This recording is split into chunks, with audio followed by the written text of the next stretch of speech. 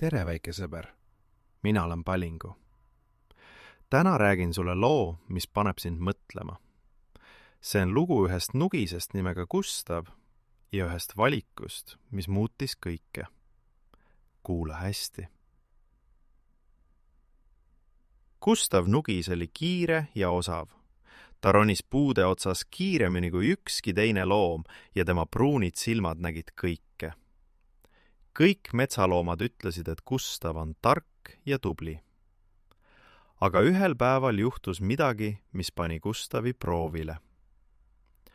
Metsas kasvas vana tamm, mida kutsuti vanaisa tammeks.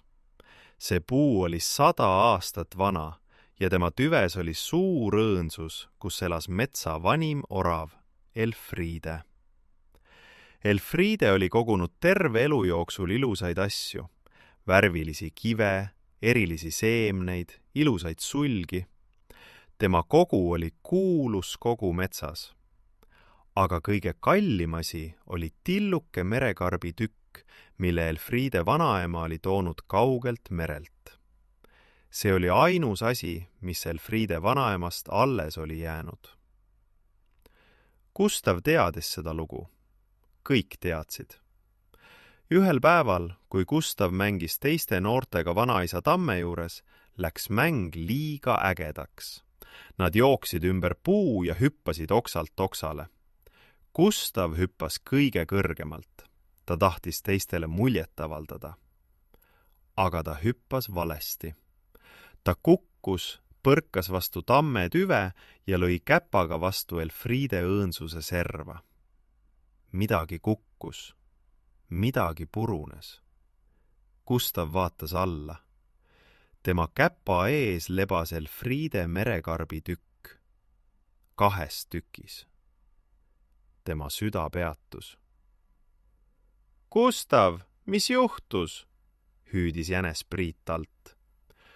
Gustav peitis kiiresti karbikillud sambla alla. Ta süda peksis nii kiiresti. Ei midagi, hüüdis ta tagasi. Ma lihtsalt kukkusin. Tema hääl värises, aga teised ei pannud tähele. Mäng jätkus. Gustav laskus vaikselt alla ja hiilis minema. Õhtul, kui Gustav oma pesas lebas, ei saanud ta magada.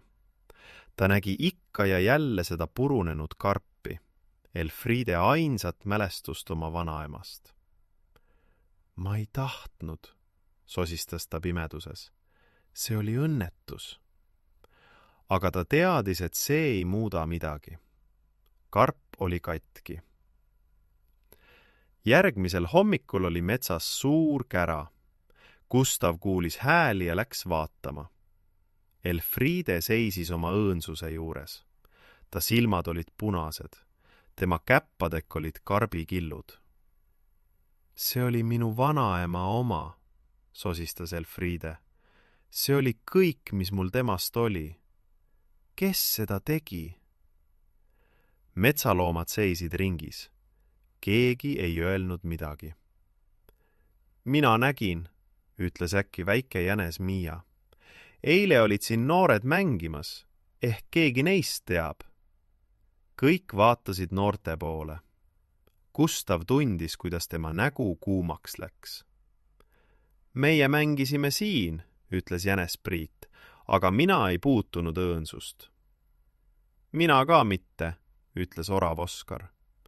Mina ka mitte, ütles hiir Liisi. Kõik vaatasid Gustavit. Gustav avas suu. Nüüd oli aeg öelda. Nüüd oli aeg tunnistada. Aga siis ta nägi Elfriide silmi. Need olid nii kurvad. Ja ta nägi oma ema nägu rahva seas. Tema ema, kes oli tema üle nii uhke. Mina ka mitte, ütles Gustav. Need sõnad tulid välja, nagu keegi teine oleks need öelnud. Gustav kuulis ennast valetamas. Kõik vaikisid. Ehk oli see mõni lind, ütles keegi. Ehk see kukkus ise. Elfriide raputas pead. See oli siin 100 aastat, see ei kuku ise. Aga keegi ei tunnistanud. Lõpuks läksid loomad laiali. Gustav jooksis koju ja peitis end oma pessa. Päevad läksid, nädal läks. Gustav ei saanud magada. Ta ei saanud süüa. Iga kord, kui ta Elfriedet nägi, tahtis ta ära joosta. Ja kõige hullem, ta hakkas kartma. Ta kartis, et keegi nägi. Ta kartis, et keegi räägib. Ta kartis iga heli ja iga pilku. Vale, mis ta ütles, muutus raskemaks iga päevaga. See oli nagu kivi, mis kasvas tema sees suuremaks ja suuremaks. Ühel õhtul ei suutnud Gustav enam olla. Ta läks Elfriede juurde.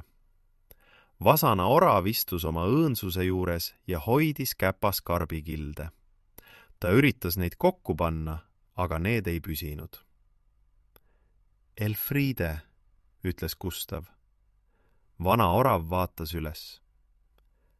Mina tegin seda, ütles Gustav. Tema hääl värises. Mina kukkusin ja lõin käpaga vastu sinu õõnsust.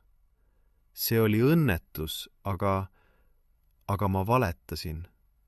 Ma ütlesin, et mina ei teinud. Ma kartsin. Elfriede ei öelnud midagi. Ta lihtsalt vaatas Gustavi.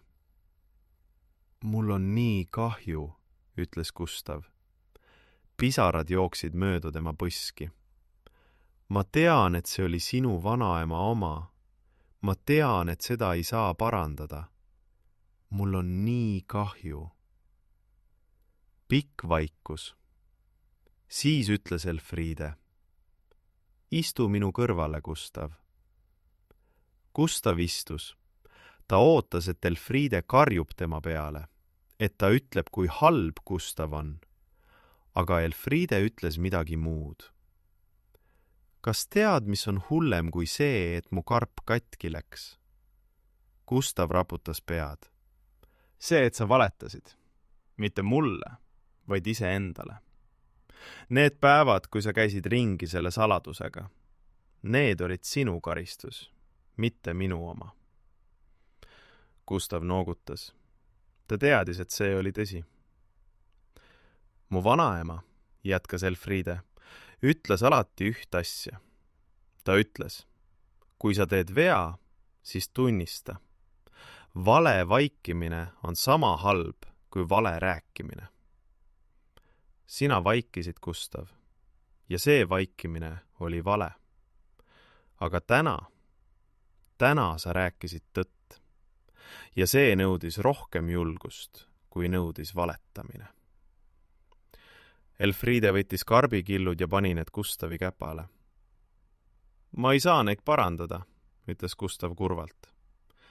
Ei, nõustus Elfriede, aga ehk sa võid teha midagi muud. Ehk sa võid minna mere äärde ja leida mulle uue karbi. Mitte sellepärast, et vana tagasi saada, vaid sellepärast, et näidata, et sa oled muutunud. Gustav vaatas Elfriedet. Ma teen seda. Ma luban. Ja ta tegi. See on aga juba teine lugu. Jah, väike sõber, Gustav õppis midagi väga olulist. Mõnikord me teeme vigu. See on inimlik ja loomalik.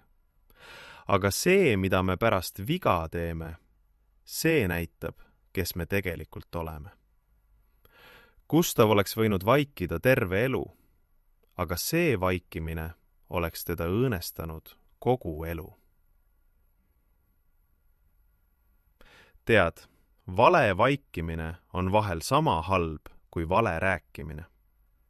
Kui sa tead tõde ja sa ei ütle seda, siis sa valid vale poole. Aga kui sa oled julge ja räägid tõtt, isegi kui see on raske, siis sa oled tõeline kangelane. Aga nüüd on aeg magama jääda. Homme räägin sulle uue loo. Head ööd, väike sõber. Maga hästi ja ole aus. sinu palingu.